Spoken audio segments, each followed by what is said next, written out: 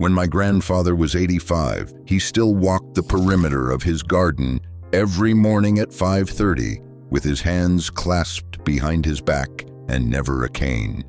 People who saw him for the first time always asked what he did for it. He would smile and say something about the weather. He never really answered.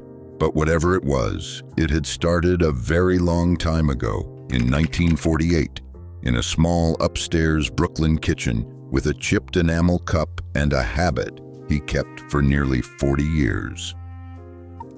Brooklyn, 1948. The war had been over for 3 years, and most kitchens in America still smelled the same way they had during the war. There was percolated coffee in the morning, bread baking on Saturday, and the slow scent of pot roast drifting from Sunday afternoon frigid airs. Refrigerators still made noise when they ran. The radio in the corner played Edward R. Murrow at 6. The Marshall Plan was being argued about over the dinner table, and Truman, against all expectations, was about to be re-elected that November. This was a country halfway between two eras. A returning GI from the Pacific would still have used iodine on his cuts and asked his mother for chamomile tea when his stomach hurt. But somewhere in Bethesda, scientists were already mapping the molecular structure of penicillin, and a young Jonas Salk was beginning the early experiments that would eventually lead to the polio vaccine. The age of modern medicine was rising. The age of kitchen medicine was not yet ready to leave. In most American homes in 1948, kitchen medicine was simply called food. It was the cup of warm milk on the windowsill before bed. It was the tablespoon of cod liver oil before church. It was the iron-rich syrup spooned into the children on Wednesday afternoons, because Wednesday, for whatever reason, was the day mothers had decided counted. Doctors were not common visitors. A house call cost the equivalent of a week's groceries, and in many rural and working-class neighborhoods, you went to the doctor the same way you went to the funeral home, which was to say, only when you had to. So the women of the house, and sometimes the older men, kept the recipes. They came from almanacs printed in Vermont. They came from the Watkins man who came around once a month with his liniments and vanilla extract. They came from the radio voices of Carlton Fredericks and Bernard McFadden, who told their audiences that the bones and joints and arteries of the body were built and rebuilt every night while a person slept, and that what you put into the body before bed was what the body had to work with until dawn. That was the world my grandfather lived in when he began his nightly ritual. He was 36 years old. He had 2 small children, a wife, a job at the Brooklyn docks, and a back that had already started to ache before sunrise. He never read a nutrition book in his life, but somewhere from someone, he had picked up the recipe. The ritual itself was simple, which is probably why it survived for so long. Every night around 9:30, after the dishes had been put away and the children had been sent to bed, he would go back into the kitchen by himself. He would put a small enamel saucepan on the stove. The enamel was white with a navy blue rim, the kind you can still find in old hardware stores in Pennsylvania and upstate New York. He would pour a cup of whole milk into the pan from the glass bottle the milkman had left on the front step that morning. He never measured. He would just pour, watching the level until it looked right. He would warm it slowly, not boil, just warm until the surface began to lift slightly, the way the surface of a pond lifts before a fish breaks it. While he waited, he would reach up into the cabinet over the stove and pull down a tin of Brer Rabbit blackstrap molasses, the old kind with the white rabbit on a green label that had not changed in 40 years. He would take 1 heaping tablespoon, slow and careful, watching the dark line of it run off the spoon into the warm milk. Sometimes, but not always, he would add a small pinch of sea salt. On nights when his knees had bothered him at the docks, he would also stir in a half packet of Knox unflavored gelatin from the orange and white box his wife kept in the pantry for desserts. She would notice it missing in the morning, though she never said anything about it. Then he would pour the mixture into a chipped white enamel cup with a small rust spot near the handle, sit at the kitchen table with the lights low, and drink it slowly while the rest of the house slept. He would rinse the cup. He would go to bed. He did this almost every night for nearly 40 years. Of all the ingredients on that table, the strangest one to a modern viewer is the molasses. Most American kitchens no longer have it, and most people under 50 have never tasted it. Yet in 1948, blackstrap molasses was so common that an entire generation of children grew up associating its taste with bedtime and with their grandmothers. To understand the tonic, you have to understand the molasses first. When raw sugar cane is processed into table sugar, it goes through 3 boilings. After each boiling, sugar crystals are extracted and a thicker, darker syrup is left behind. The first boiling produces light, sweet molasses, the kind used in baking. The second boiling produces a darker, less sweet variety. The third boiling produces what was sold in those green Brer Rabbit tins, in Grandma's molasses jars, and in the bulk barrels of country general stores from Georgia to Vermont. It is called blackstrap because after the sugar has been pulled out 3 times, what is left behind is essentially the mineral skeleton of the cane. It is bitter, dark, almost metallic, and only faintly sweet. And inside 1 single tablespoon of it, in mid-century laboratory measurements that have been confirmed again and again in the years since, you will find around 20% of an adult's daily requirement of iron, about 15% of the day's calcium, real amounts of magnesium, potassium, manganese, copper, selenium, and vitamin B6.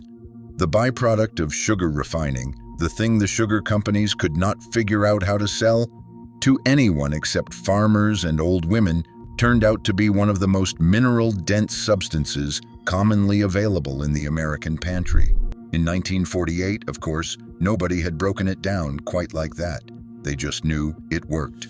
Grandmothers gave it to anemic children. Old men ate it on bread when their joints ached.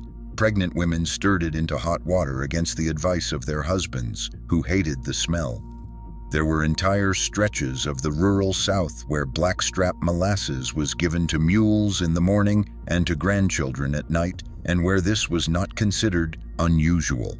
What none of these grandmothers could have known was how badly the American diet of their day actually needed those minerals.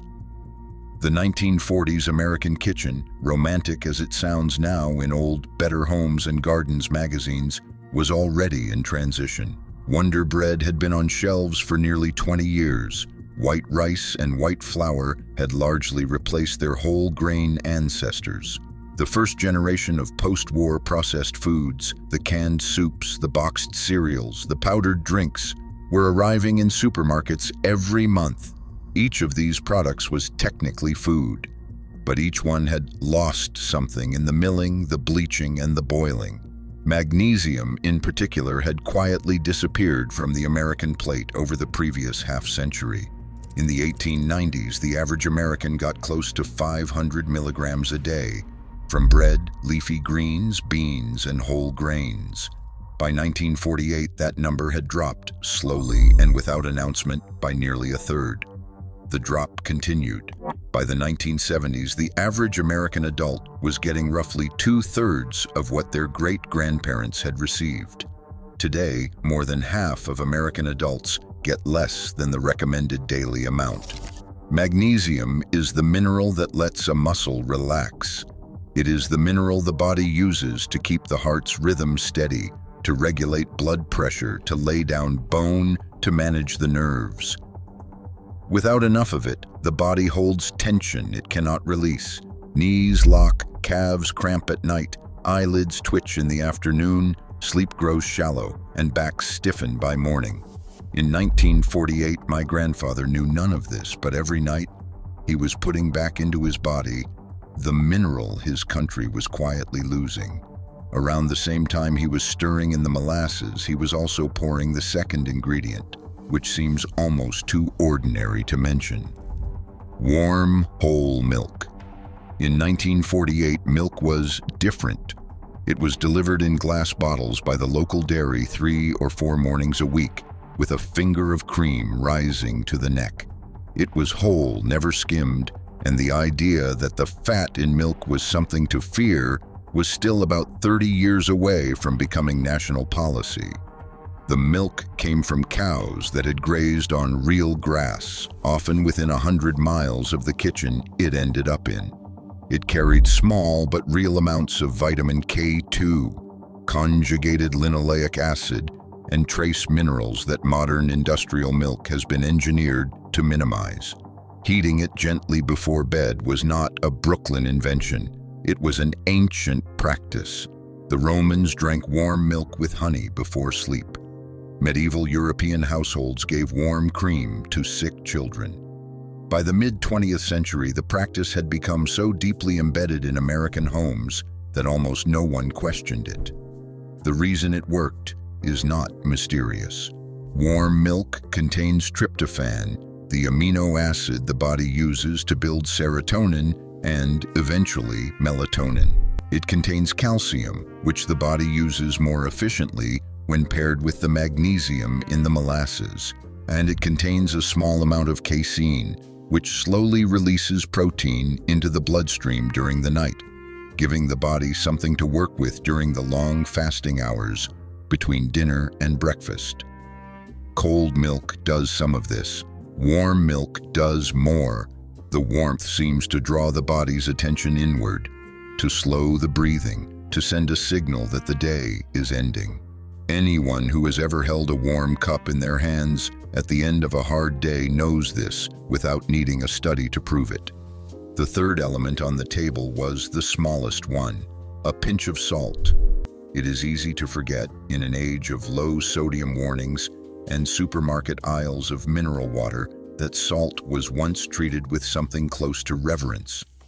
In 1948, most American homes still used either Morton's iodized table salt or, in some immigrant kitchens, sea salt brought back from the old country in small tins. Both were used carefully, but neither was feared. Grandfather would have used whatever was on the table. The amount in the tonic was small, perhaps a quarter teaspoon at most, but it served a purpose his generation understood instinctively. Salt helps the body hold on to water through the night. It supports the electrolyte balance that the magnesium and calcium and potassium in the molasses depend on to actually be used.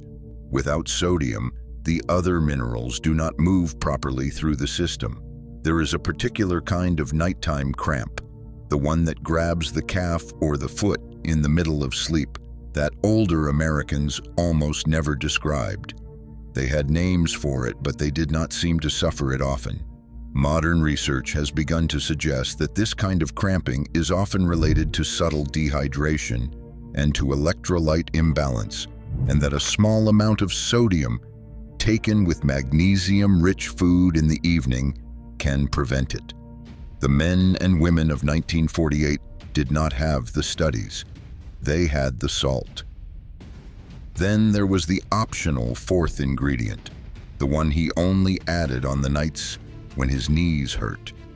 The Knox Gelatin Company was founded in 1901 by Charles Knox in Johnstown, New York. By the late 1940s, every American kitchen pantry contained at least a small orange and white box of Knox unflavored gelatin granules, kept on hand for desserts, jellied salads, aspics, and the occasional medicinal cup. The instructions on the box, which had not changed in decades, recommended dissolving 1 packet in a small amount of liquid for joint and skin health. an old advisement printed on packaging long before anyone in the United States had heard the word collagen used in conversation. What Charles Knox had been selling all those years was, in effect, dried connective tissue. Gelatin is made from the boiled bones, skin, and tendons of cattle.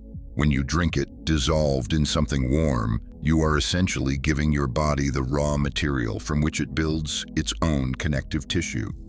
That includes cartilage, tendons, the cushioning between vertebrae, the lining of the gut, and the matrix that holds the bones of the knees and the hips together.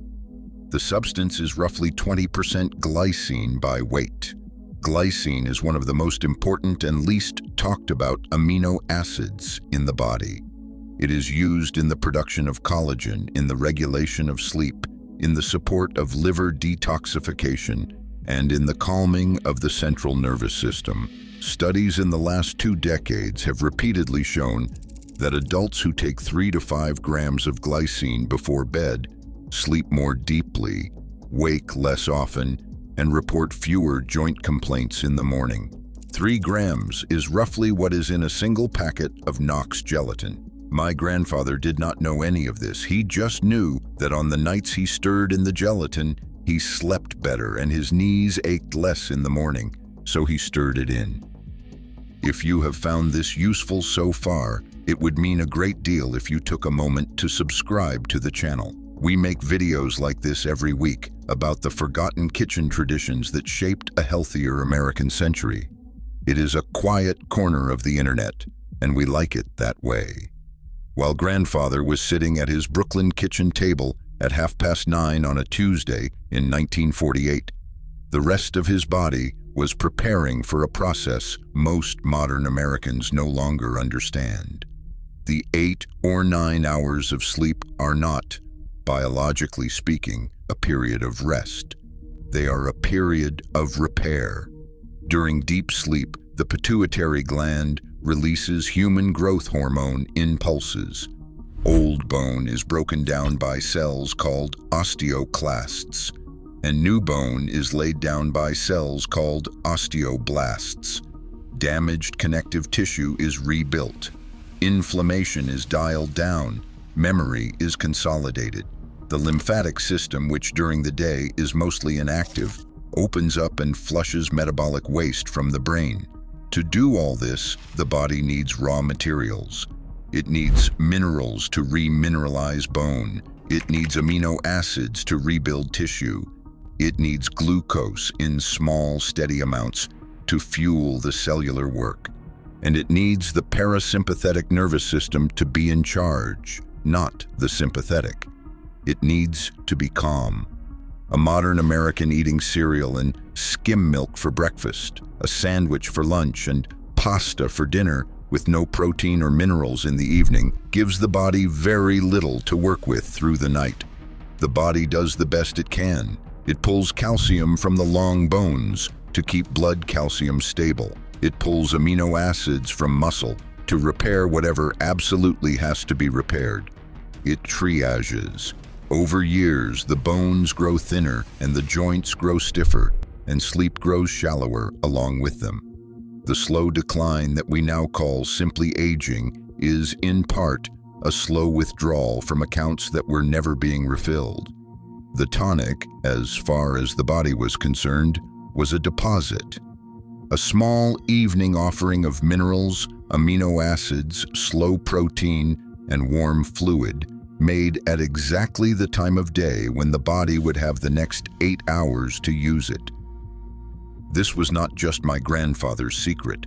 In 1948, almost every American household ate roughly the same way, and the food they ate was rich in materials most modern diets no longer contain. Sunday roasts came with the bone, and the bone was simmered into broth on Monday for soup. Chicken was bought whole with the feet, the back, the giblets. Beef stocks ran on the back of the stove for 2 or 3 days at a time. Pot roasts, ham hocks, tongue, oxtail, brisket, hand-cut bacon, beef tongue, chicken liver. The cuts of meat that modern Americans have largely abandoned were, in 1948, the cuts of meat that were affordable. They were also, not coincidentally, the cuts of meat that were richest in collagen, glycine, gelatin, and the kind of long-released protein that the body uses to rebuild itself. By the late 1960s, this had begun to change. Convenience foods replaced bone-in cooking. Boneless, skinless chicken breasts arrived in supermarket cases. Lean ground beef replaced cuts from the rear. McDonald's opened its 1,000th store. Bone broth, which had been background music in American kitchens for 200 years, slowly fell silent. By the early 2000s, when bone broth made an unexpected return in health food markets and high-end Manhattan restaurants, an entire generation had grown up without ever tasting it. Their joints, statistically speaking, were not as strong as their grandparents had been. Knee replacements, hip replacements, and rotator cuff surgeries had become some of the most common procedures performed on adults in the United States.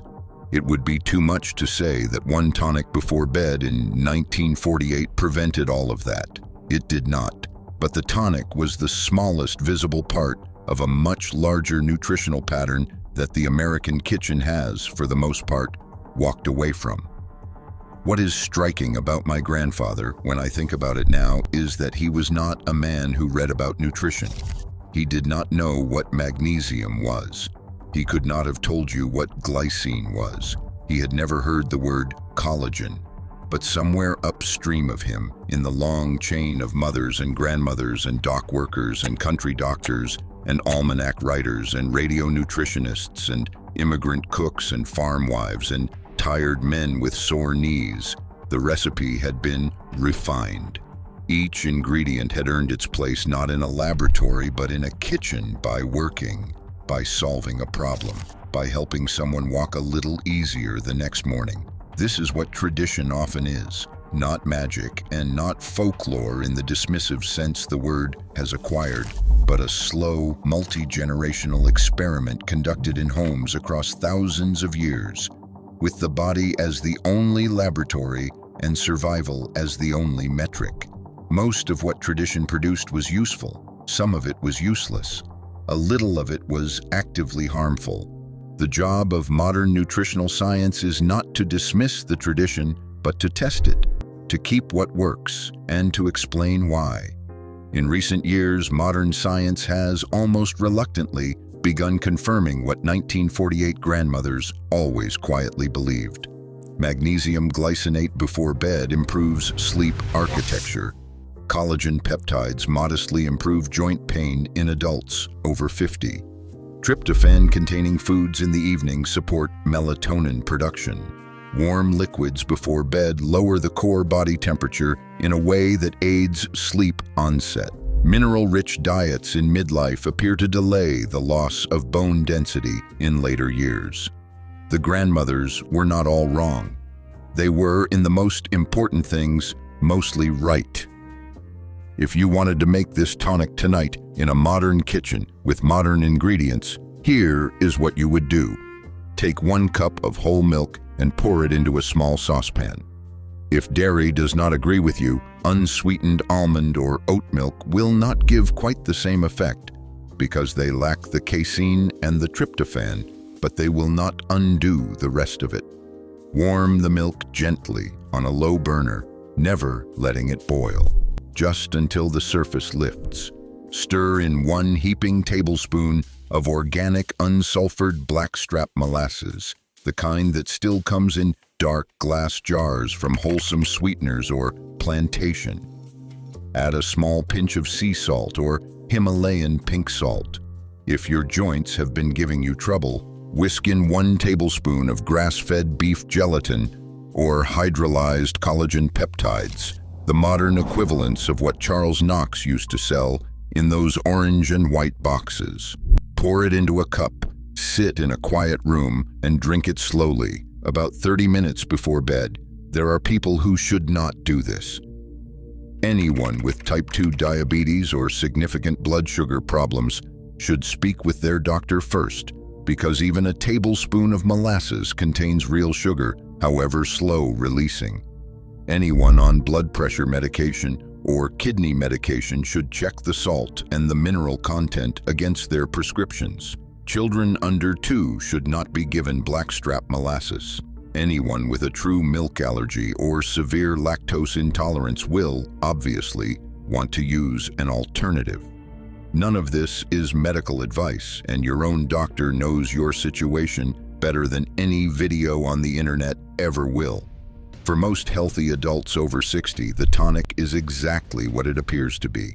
It is a warm, mineral-rich, mildly calming drink before bed. No one in 1948 ever called it a cure, and they were right not to. It was and remains a small daily deposit into accounts that the modern American diet does not, by itself, refill. There is one last thing worth saying, and it is the most important part of this story. My grandfather did not walk strong at 85 because of the tonic. He walked strong at 85 because for most of his life, he ate slowly cooked meat from the bone, drank whole milk from glass bottles, ate vegetables from a small garden behind the apartment building, walked 20 blocks to the Brooklyn docks and 20 blocks back, lifted heavy things by hand, climbed 3 flights of stairs every night to his apartment, went to bed by 10, woke up by 5, sat in the sun on Saturday afternoons, ate Sunday dinner with people he loved, and drank 1 cup of warm molasses milk every night for almost 40 years. The tonic was a small piece of a much larger pattern.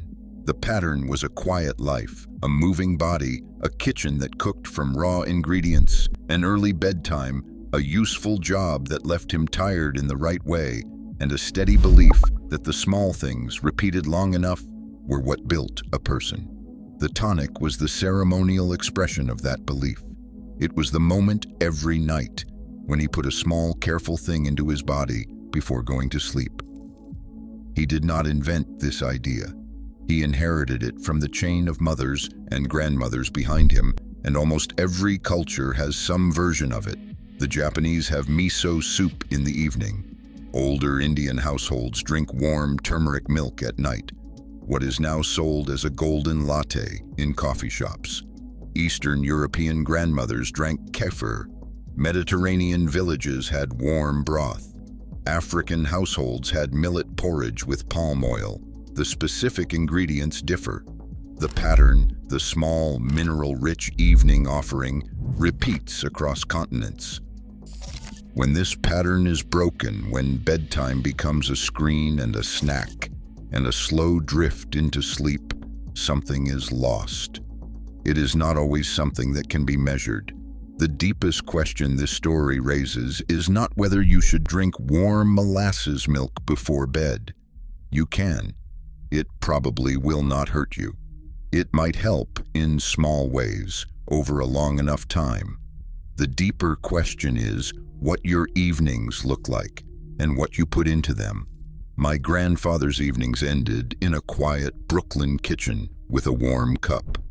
Yours might end in a different way. There is nothing inherently wrong with the modern evening, the streaming show, the phone, the lit screen, the late snack. But there is also nothing inevitable about it. The shape of an evening is a choice. It is one of the most personal and consequential choices a person makes. Repeated 365 times a year, and it accumulates. After 40 years of evenings, the body you are walking around in is, in part, the body those evenings built. Grandfather lived to be 91. In the last years of his life, his hearing went, his eyesight dimmed, he forgot small names and dates. But he walked.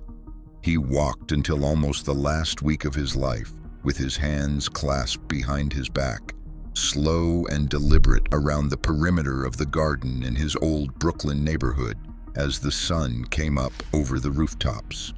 Whether the tonic kept him walking, or whether the kind of man who would drink the tonic was also the kind of man who would walk, is a question this story cannot fully answer.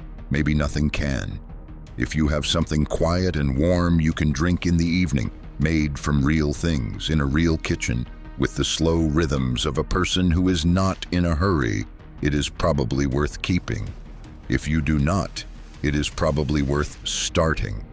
We tell these stories on this channel not because they are nostalgic, but because every once in a while they remind us of something useful, a small habit, a forgotten ingredient, a way of moving through a day that, for thousands of years, kept ordinary people walking strong much longer than we now consider possible. If this story meant something to you, you might share it with someone else who would also like to hear it. And the next time the world feels loud, you might find a small enamel cup in the back of a cabinet, warm a little milk on a low burner, stir in something dark and mineral-rich, and sit at a kitchen table for a few minutes before bed. It is a small thing. It is also, perhaps, the kind of small thing that, repeated long enough, becomes a life.